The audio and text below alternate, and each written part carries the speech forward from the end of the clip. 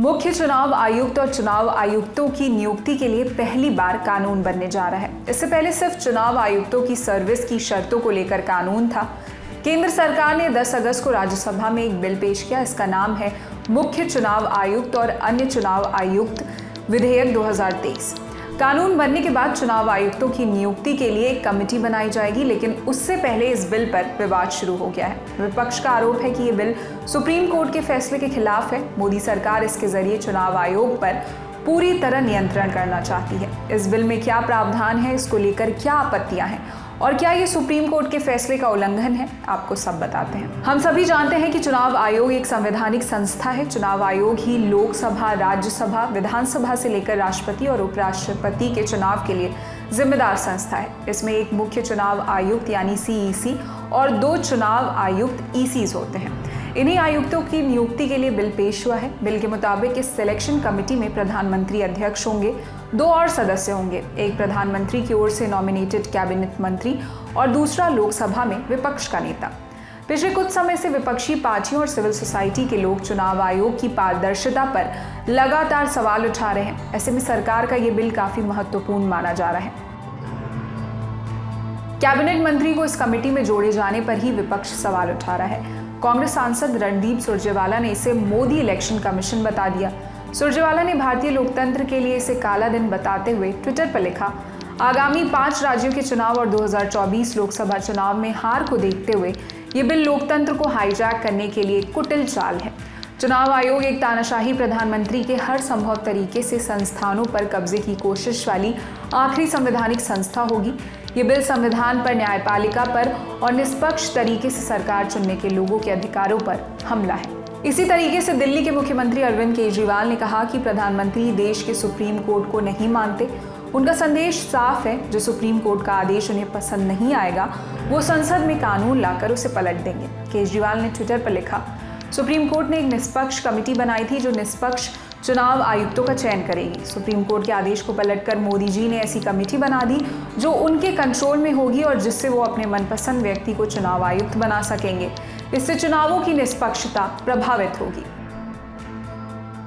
चुनाव आयुक्तों की नियुक्ति पर सुप्रीम कोर्ट ने 2 मार्च को एक अहम फैसला दिया था। कोर्ट ने कहा था कि जब तक संसद चुनाव आयुक्तों की नियुक्ति से जुड़ा कानून नहीं बनाती, तब तक प्रधानमंत्री, लोकसभा में विपक्ष के नेता और भारत के मुख्य न्यायाधीश की सदस्यता वाली समिति की सलाह पर मुख्य चुनाव आयुक्त और चुनाव आयुक्तों की नियुक्ति की जाएगी।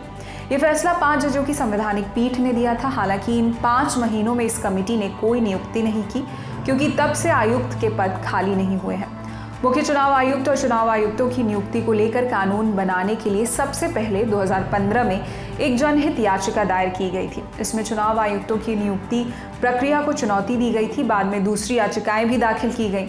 सुप्रीम कोर्ट ने साल 2018 में इस मामले को संवैधानिक बेंच के पास भेज दिया। इस मामले पर कोर्ट ने अंतिम सुनवाई पिछले साल नवंबर में की थी, लेकिन फैसला आया इस साल मार्च में। सुप्रीम कोर्ट ने फैसले में कहा था कि कई पार्टियां सत्ता में आई, लेकिन किसी ने भी चुनाव आयुक्तों की नियुक्ति के लिए कोई कानून या प्रक्रिया नहीं बनाई। कोर्ट ने माना था कि संविधान के अनुच्छेद 324 के तहत CEC और चुनाव आयुक्तों की नियुक्ति के लिए कानून बनाने की जरूरत को अनदेखा नहीं किया जा सकता।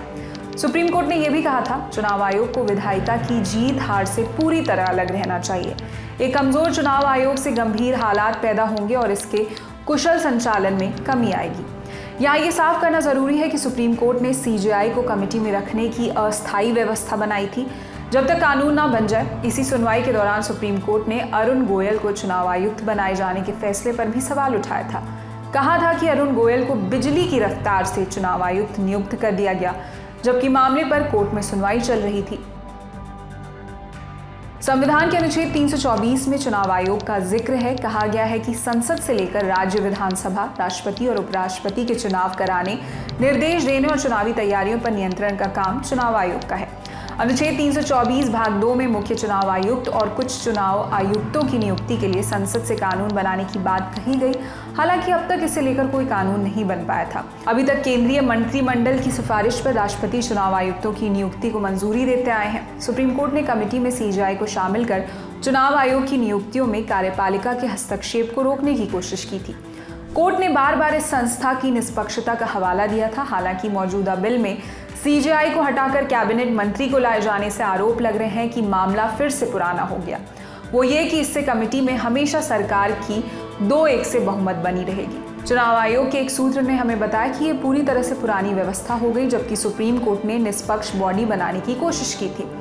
सूत्र के मुताबिक मौजूदा चुनाव आयुक्तों में से एक अनूप चंद्र पांडे का कार्यकाल अगले साल फरवरी में खत्म हो रहा है। ऐसे में सरकार नहीं चाहती थी कि सीजेआई की सदस्यता वाली कमेटी आयुक्त के चुनाव को लेकर कोई फैसला करे, इसलिए सरकार जल्दबाजी में इस कानून के जरिए इसे कानून का रूप देना चाहती है। अगले लोकसभा चुनाव से पहले ये कानून का रूप ले सकता है। रिटायर्ड आईएएस अधिकारी अनूप चंद्र पांडे जून 2021 में चुनाव आयुक्त बन गए थे। साल 2019 में उत्तर प्रदेश के चीफ सेक्रेटरी पद से रिटायर हुए थे। अगले साल फरवरी में उनकी उम्र 65 की हो जाएगी। मौजूदा बिल के तहत उम्मीदवारों को चुनने के लिए एक सर्च कमेटी भी बनाई जाएगी। इस कमेटी की अध्यक्षता कैबिनेट सचिव करेंगे। इसके अलावा सचिव रैंक के 2 और अधिकारी होंगे। ये सर्च कमेटी आयुक्तों की नियुक्ति के लिए सिलेक्शन कमेटी को 5 नाम सुझाएगी। पहला कि वो व्यक्ति केंद्रीय सचिव रैंक का अधिकारी हो, दूसरा व्यक्ति ईमानदार हो, तीसरा उसे चुनाव करवाने और उसके प्रबंधन का अनुभव हो। हालांकि बात के दोनों बिंदुओं के लिए विस्तार में नहीं बताया गया है कि किस अधिकारियों के किस तरह की ईमानदारी चाहिए या कितना अनुभव हो। बिल में यह भी कहा गया है कि सिलेक्शन कमेटी सर्च कमेटी की ओर से दिए गए नामों के अलावा दूसरे नाम पर विचार कर सकती है। यह भी साफ नहीं है कि सिलेक्शन कमेटी चुनाव आयुक्तों को बहुमत के आधार पर या सर्वसम्मति से चुनेगी।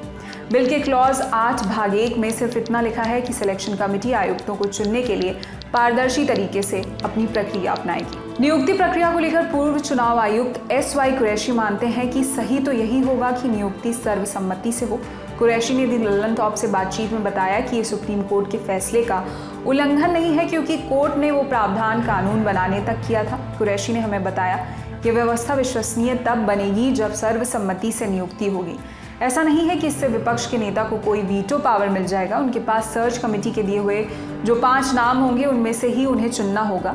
LOP को अगर किसी नाम पर आपत्ति होगी तो उन्हें दूसरा विकल्प दिया जाएगा।